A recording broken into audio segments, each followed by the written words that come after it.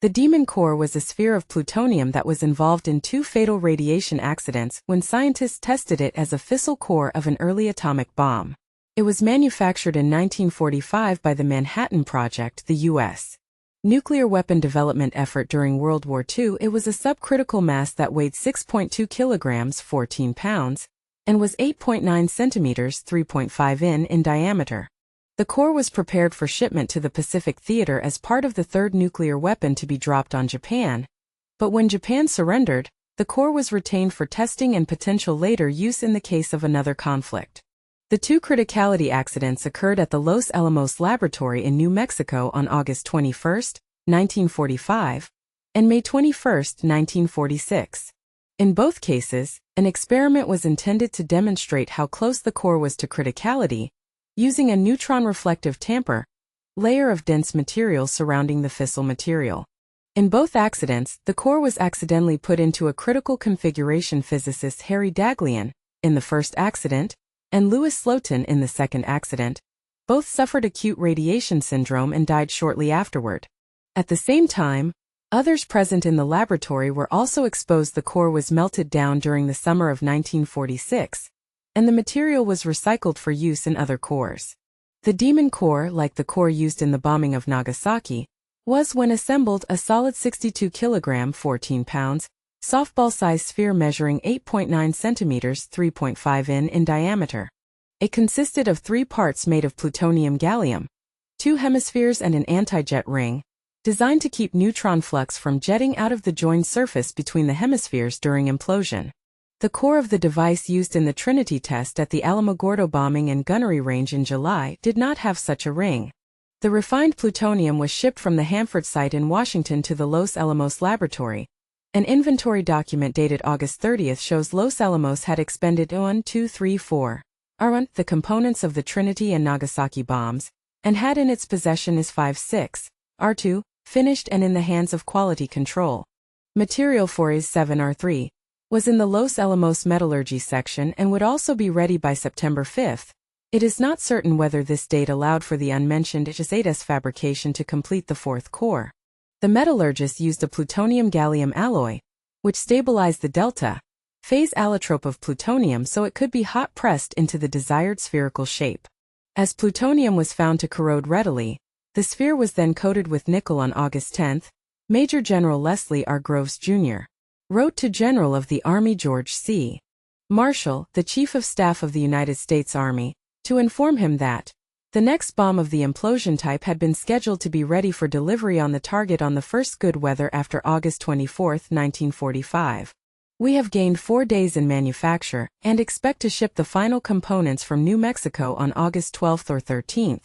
Providing there are no unforeseen difficulties in manufacture, in transportation to the theater or after arrival in the theater, the bomb should be ready for delivery on the first suitable weather after August 17 or 18. Marshall added an annotation. It is not to be released on Japan without express authority from the President, on President Harry S. Truman's orders. On August 13, the third bomb was scheduled. It was anticipated that it would be ready by August 16 to be dropped on August 19. This was preempted by Japan's surrender on August 15, 1945, while preparations were still being made for it to be couriered to Kirtland Field. The third core remained at Los Alamos. The core, once assembled, was designed to be at 5 cents. In this state, there is only a small safety margin against extraneous factors that might increase reactivity, causing the core to become supercritical, and then prompt critical, a brief state of rapid energy increase. These factors are not common in the environment.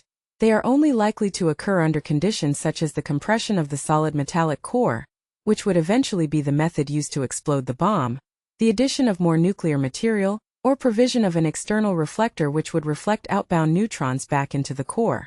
The experiments conducted at Los Alamos leading to the 2 fatal accidents were designed to guarantee that the core was indeed close to the critical point by arranging such reflectors, and seeing how much neutron reflection was required to approach supercriticality. On August 21, 1945, the plutonium core produced a burst of neutron radiation that resulted in physicist Harry Daghlian's death. Daghlian made a mistake while performing neutron reflector experiments on the core. He was working alone.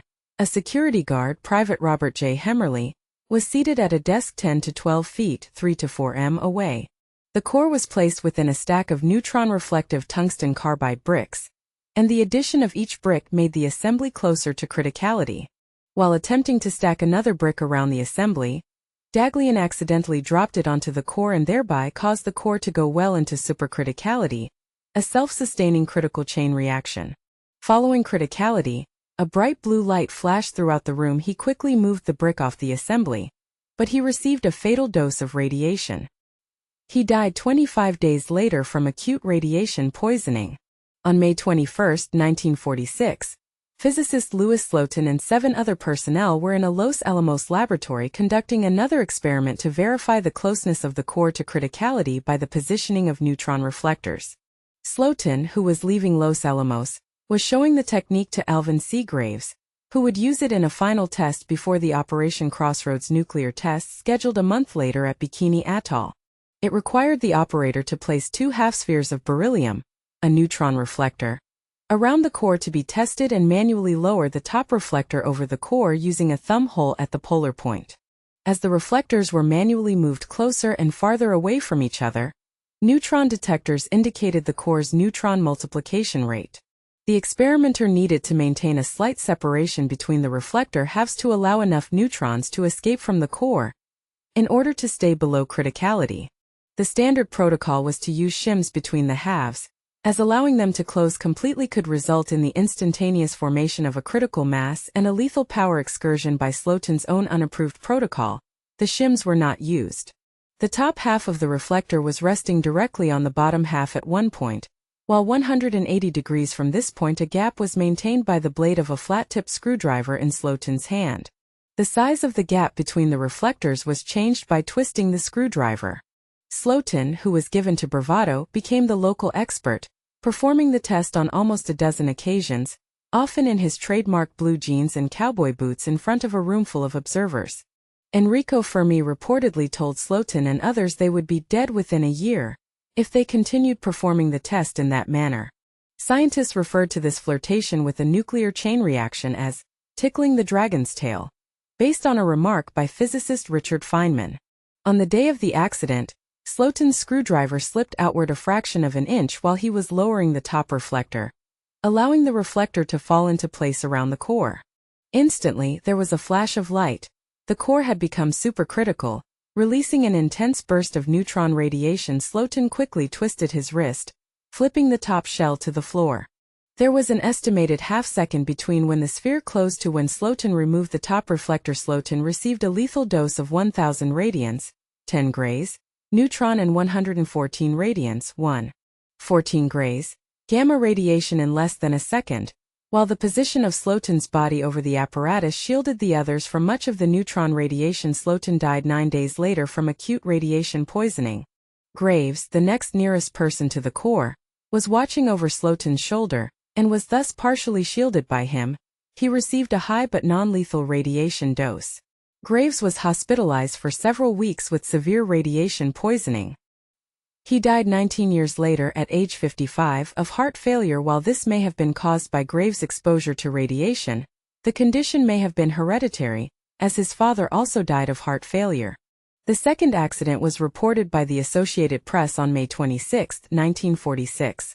For men injured through accidental exposure to radiation in the government's atomic laboratory here, have been discharged from the hospital and immediate condition of 4 others is satisfactory, the Army reported today. Dr. Norris E. Bradbury, project director, said the men were injured last Tuesday in what he described as an experiment with fissionable material. Later research was performed concerning the health of the men. An early report was published in 1951. A later report was compiled for the U.S. government and submitted in 1979.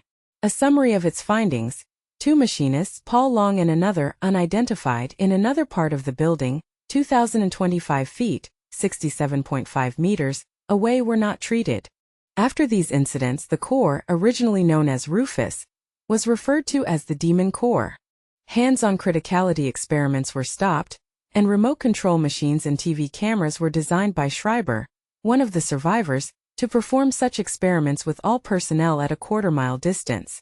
The Demon Core was intended for use in the Operation Crossroads nuclear tests, But after the second criticality accident, time was needed for its radioactivity to decrease and for it to be re-evaluated for the effects of the fission products it held, some of which were very neutron poisonous to the desired level of fission.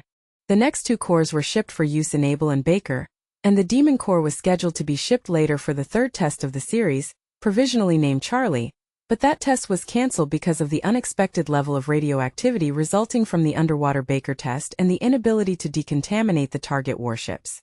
The core was melted down during the summer of 1946, and the material was recycled for use in other cores.